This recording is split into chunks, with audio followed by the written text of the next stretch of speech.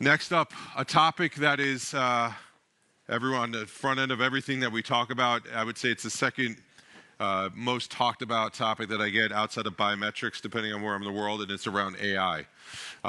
And so with this panel, Jonathan, don't be shy, you can move over. There you are. Okay, sorry. Didn't see you. So yeah, and I think what you'll find from this panel is we have people from, again, all different walks, all different parts of the U.S., all parts of the world. You can see where I spend most of my time. All parts of the world, actually, from different aspects of it. So apologies, I know, but you can tell by my accent. So I appreciate you all being here. So again, this conversation is going to be around AI on that end. So if we were to talk about AI being both a hot topic, but then also a value creator, so people sometimes see it also as a buzzword. It can mean something very specific to some people, and it can mean absolutely nothing to other people on that end. How do you view it? Is it a hot topic, value creator, or do you view this as, just another way to, market yourself? And I don't know, if you're a startup, it's another way to raise some money. How do you view it, Rishi? Well, I think, we're gathering the access control industry and the video surveillance industry. The security industry at all is collecting a lot of data. Yep. So that vast amount of data can be reused, and it has to be resorted with AI. It's going to be super interesting to have a lot of relevant data being used for actionable items, being used for much more than only security purposes, in my opinion. So definitely AI is going to be a huge impact for the security industry, right? The security devices and platforms, can make a large impact there. Yeah, absolutely. Michael? I think my biggest concern is that you can't use AI as fairy dust. It's got to be real. Yeah. We've seen, there's a bit of that, right? There's a bit of people just saying what I've had historically is now AI. The biggest value that we're seeing is in real-time constant learning. Just to be very selfish about it, faces change over time, humans change over time. And if I do a snapshot of somebody at the age of 25, at 30, they could have gained weight, they could have had surgery, there's any number of things that could have happened over time. I don't want to be re-enrolling people all the time.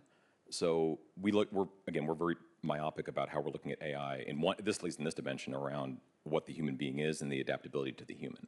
So as long as it's actually involving learning and data and combination of analytics and then applying those analytics to actually how you let a person into a room, then I think it's legitimate. Yeah.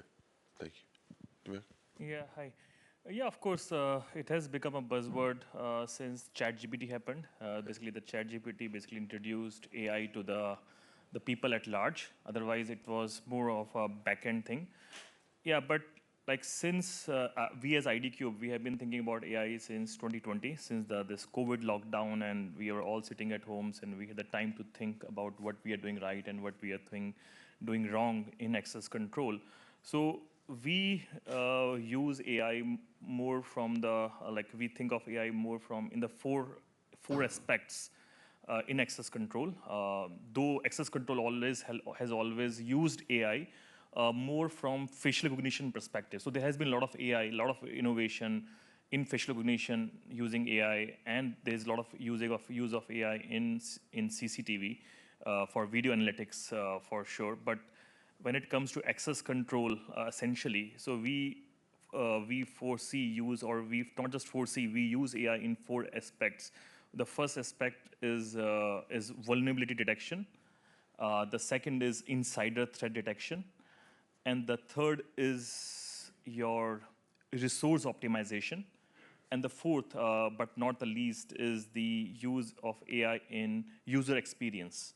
So this is where we see that AI has a lot to contribute, and nothing of that sort has happened in access control as of now. It has been, by and large, delivered in some aspects by PIM companies. So they have delivered AI in small extent. But I believe that a lot has to be delivered in these areas, and this has a real value creation. Especially when I talk to a lot of my customers, that we can deliver a lot of resource optimization through access control, use of AI in access control systems, and there is significant value prop there for AI. Very nice. Yeah.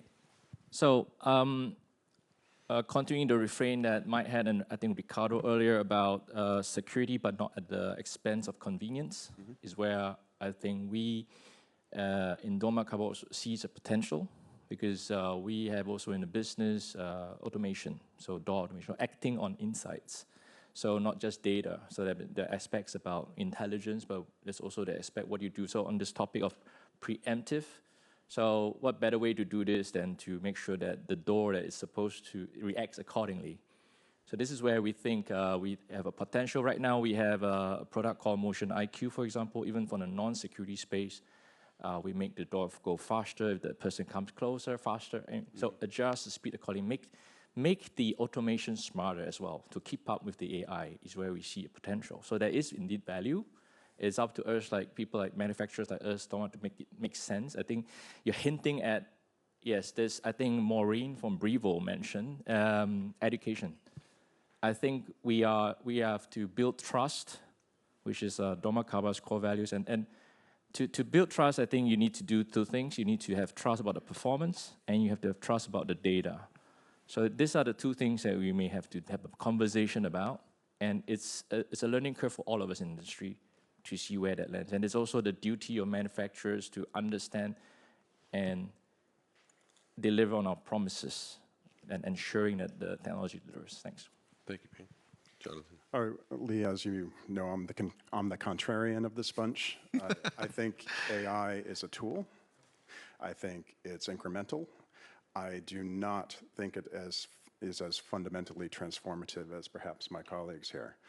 I've seen dashboards and engines where it'll say, "Oh, look, hey, our AI found people trying to trying to test the system and get access where they shouldn't," and I'm like, okay. Nice, but what do you say then to, well, Linnell OnGuard had that in the 90s, and Cassie Resco had that in the 80s. I mean, not as pretty, maybe not as reactive. And is it an incremental improvement? Yes. But is it fundamentally new? No. I mean, a lot of these products, AI is doing things that a lot of the legacy players in this business already did for quite some time. And I mean, predicting what door strikes are more likely to fail, what keypads are going to fail, because of the distribution of digits and people's PIN codes.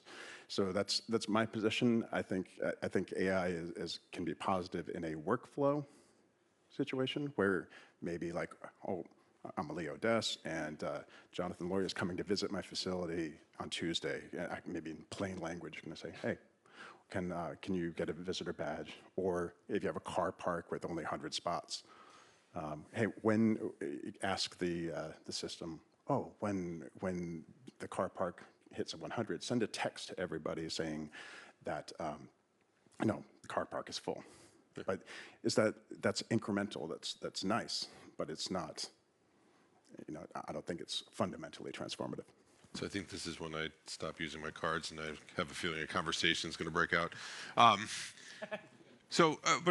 I've known Jonathan for a long time, and by the way, he didn't come here on horse and buggy, so this is not like a guy who's has a Tesla and like the rest. So he's not afraid of technology and the rest of it. And I didn't set you all up with this. I just know Jonathan for many years. I had a feeling we were going to go in this direction. There's more than just Jonathan, right? And it's part of the education. We talk about the rest. What's your response? And I guess, is it incremental?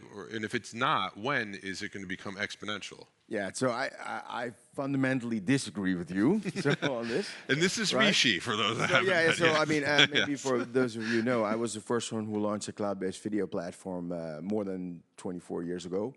And there are people also saying, no, cloud is fundamentally, is an incremental change, right? I see AI is going to have a massive accelerating effect to access control. where somebody said drop the control, right? And it's going to be access, and it's going to be even more. AI is going to push access control towards a top of the stack solution, I think, for building operations and business operations. There's so much more to do all of a sudden with the use of AI, right? I agree with you. There's going to be basic stuff like parking management, and that you can bring your EV charger. You can go to your EV charger in an easier way and don't have to use your wallet because the license plate recognition is doing everything around EV charging payments. But there is much more to it, I think. And we don't even know what's going to be the game-changing effect here. But I do believe it's going to push up access control to the top of the stack app for building and business operations. Yeah, it's funny. So like Maureen, or Mo, sorry, Mo. I lived through the transition on cybersecurity and identity from doing firewall ACLs and regex to machine learning for the purposes of alarm management. When ML finally hit security, the industry exploded, right? We were static, firewalls were, if anybody can raise their hand, or if you're too embarrassed to, please don't. If you're old enough to remember doing static ACLs and regex and other things like that for the purposes of access control from a cyber perspective, that still happens today, but those vendors got clobbered at the time because all these upstarts came along that had, and I'll say AI, just put it in finger quotes, right? But they had reasonably sophisticated algorithms to take the vast amount of data that was coming in and figure out what actually mattered. That's why I think Rishi's company is in a great position because you guys see so much data. I don't know if you can share that data across companies, but you can certainly identify behaviors, and those behaviors should have, I think, some impact on how you let people into a building or not into a building. And just to pick a terrible example, if somebody slams their door in their car, grabs a backpack out of a trunk, you may want to stall their access to the door for a few minutes to make sure nothing bad's going to happen. And to your point, I don't think it's, this is not pick on Jonathan Day, by the way. I don't think it's the Gen AI stuff. Clearly Sam and company have generated a huge amount of both capital and buzz around exciting stuff around generative AI, but it's about adaptability and making the existing jobs simpler. And I think you were actually saying that, so that's why I'm not actually disagreeing with what you were saying, because it's about, I think the effect is going to be incremental, but the ability for people to do things with the data and the information is going to be transformational. And it's going to happen in the next 24 months, I think. Yeah, I think that's the point about, the buzzword topic, right? Is it a buzzword? I think this is exactly the thing, right? Education, you need to dismantle the buzzword. What's hype? What's reality? And then again, customers will only believe it's true if it performs. It reliably performs over time. And my limited experience playing with or rolling out a product with technology is that it has its FARs and FRRs, right? You need to it makes a judgment like a human being, right? And as human beings go, you need to know what the margin of error is. So this is what it's a blind man touching an elephant, right? You look at it, there are different applications, right? And then you got to find the right application and use the right tools, is what we're saying. Do it. So this is of course, not everything is incremental. It depends upon how much incremental, right? So nothing changes anything overnight. Like for example, 20 years back when I started my journey into access control industry. So at that time, there was a buzzword around RFID, right? So RFID is going to change the supply chain management across the world, but nothing of that sort happened. And then slowly the buzz settled down, but it has a significant impact on supply chain management. It has significant impact on a lot of the way the things we do today. So the same thing happens with AI and in any technology whatsoever, whatsoever. So it has always have incremental effects, nothing like transformating effect. And because that's how the adoption happens. Like no one is going to change their access control systems overnight. So it's always going to be incremental, but it's going to have a transformative effect maybe after 5 years from now. Like if we say, okay, it has a 10% incremental effects year on year. So after 5 years, 6 years, things will become transformative. But of course, it has transformative things because if I have seen access control system evolve over the last 20 years, and how it has evolved is like, it was silos before. Like it used to be completely silos. Now it has a part of your IT infrastructure. And now it is going to become a significant impact on how you do the things, how your operations happen, right? So all your resources, your resource optimizations will happen. You will be able to detect the maintenance. They can have a better maintenance of your offices. You can predict that, okay, this particular door is going down. This particular the person has behavioral challenges. He's a risky profile. So these things, and of course Gen AI, like how you interact with the system. Maybe you will so the way I tell the story about Gen AI is that right now you go to the dashboard and generate reports. You can just go to the Gen AI and say, okay, tell me how many people are right now in my office right now. Okay, I want to unlock this specific door. I don't need to go to a dashboard and go to and say, click here, click there, and then unlock a door. I can just simply type a message through my app that, okay, unlock this specific door, and the system will understand and unlock the door. You don't need to go through some long